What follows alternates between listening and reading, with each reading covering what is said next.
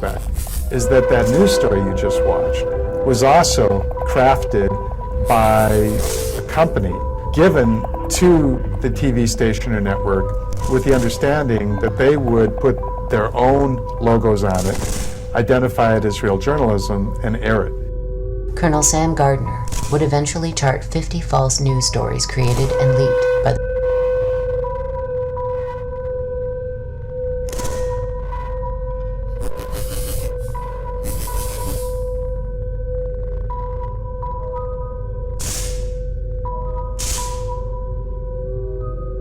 Bush White House propaganda apparatus prior to and during the assault on Iraq. Foremost amongst these were the lies that led to the war in the first place. It was not bad intelligence that led to the invasion, concludes Gardner. It was an orchestrated effort that began before the war and was meticulously planned to manipulate the public. In 2002,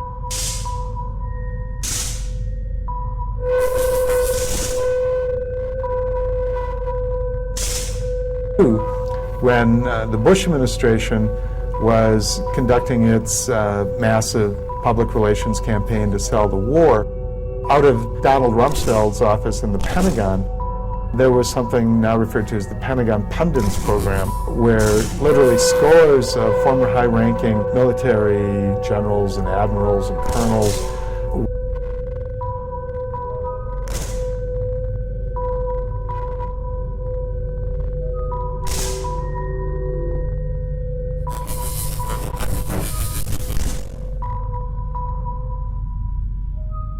were getting their talking points for their appearances on TV news shows directly from the Pentagon. They would literally go to the Pentagon, be on phone conferences with the Pentagon, travel with the Pentagon, and then go on TV as supposedly independent sources. Although most of them were actually being paid in the private sector because these are retired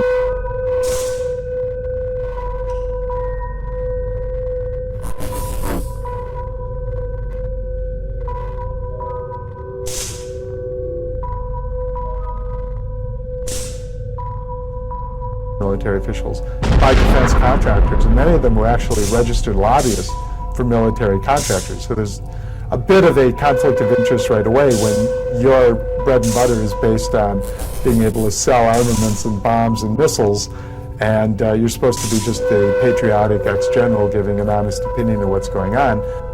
And even though that's illegal, there's no way to really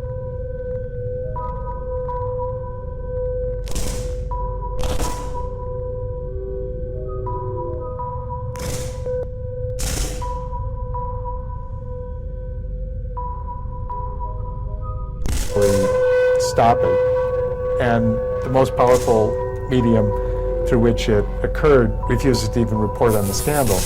You've got just a massive problem, and that's where we're at. There were clear warning signs long before the age of the embed. During the assault on Serbia under President Clinton,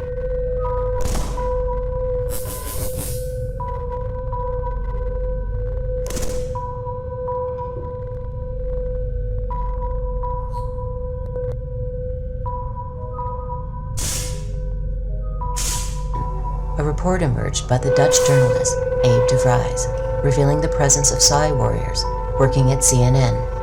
They derived from the 3rd Psychological Operations Battalion at Fort Bragg in North Carolina.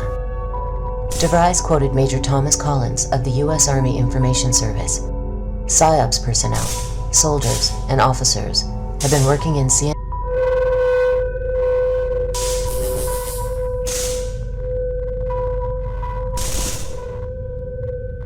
headquarters in Atlanta through our program, training with industry. They helped in the production of news.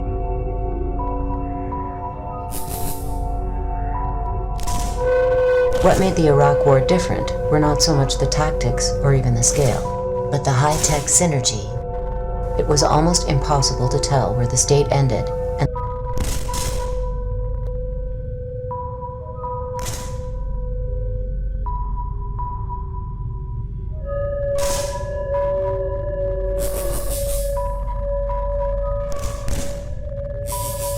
Fourth Estate began. One of the things that we don't want to do is to destroy the infrastructure of Iraq, because in a few days we're going to own that country. Should they have used more? Should they, use a Moab, the mother of all bombs, and a few daisy cutters, and, let's not just stop at a couple of cruise missiles. Yeah, only 40.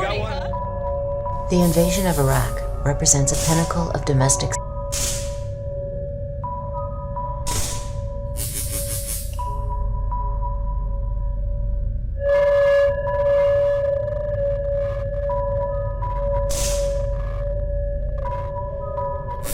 cyber in the United States, an unparalleled integration between public relations firms, corporate media, and military psyops. At the time of the assault, large segments of the American public were convinced that a nuclear attack by Saddam Hussein on their nation was not only possible, but imminent. Soldiers who comprised the invading force were similarly confused, with a remarkable 77% believing that Hussein was responsible for the attacks of 9/11.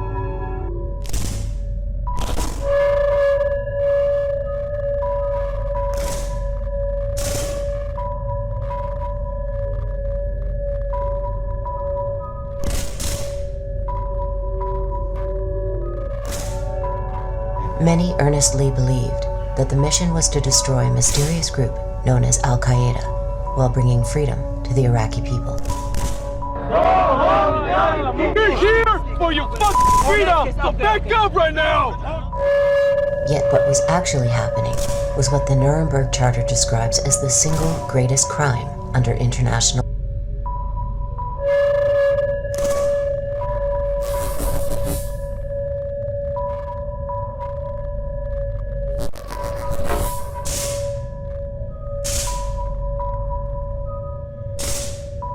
Law, the planning, preparation, initiation, or waging of a war of aggression.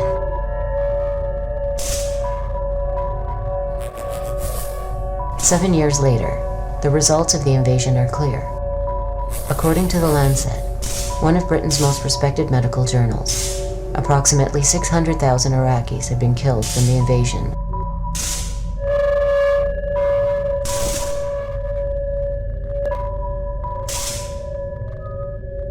As of 2006. By 2009, a polling agency put the number at over 1 million. 4 million Iraqis have been made refugees in their own country. Their entire society is shattered. How did the land of the free and the home of the brave arrive at a place where citizens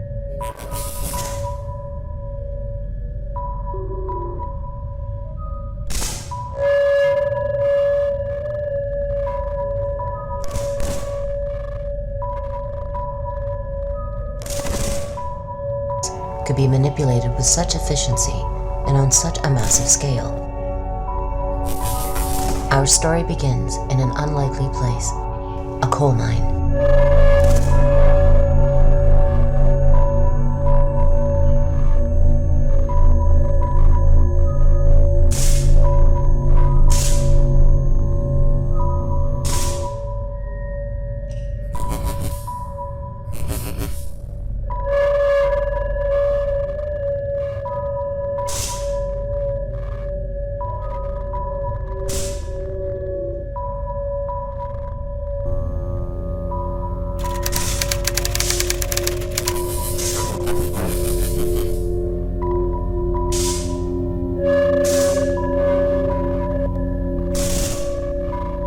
When we think of public relations, this is not an image that springs to mind.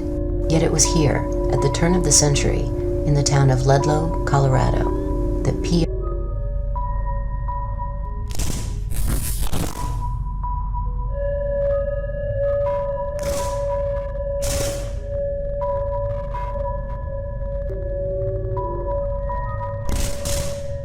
as we know it began to take shape. From the beginning, it was steeped in class warfare. The conditions that men, women, and children worked under in 19th century America were very much like what we think of now as the conditions in the global South, in which 13, 14-hour days were not uncommon.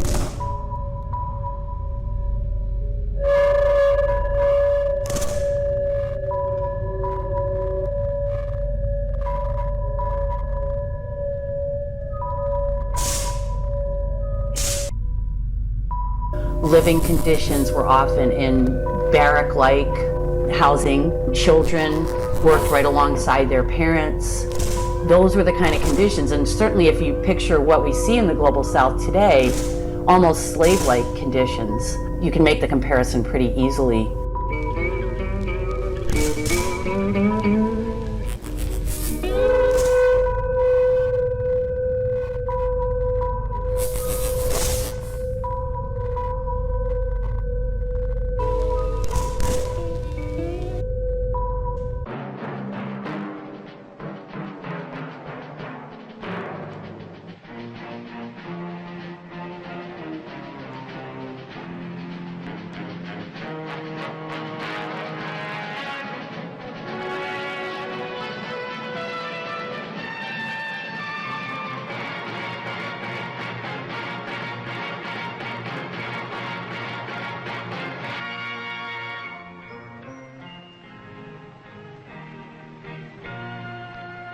Some people have a deep, abiding respect for the natural beauty that was once this country.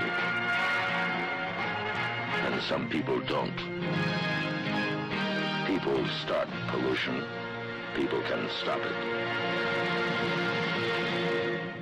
Write for Pollution Booklet, Box 1771, Radio City Station, New York.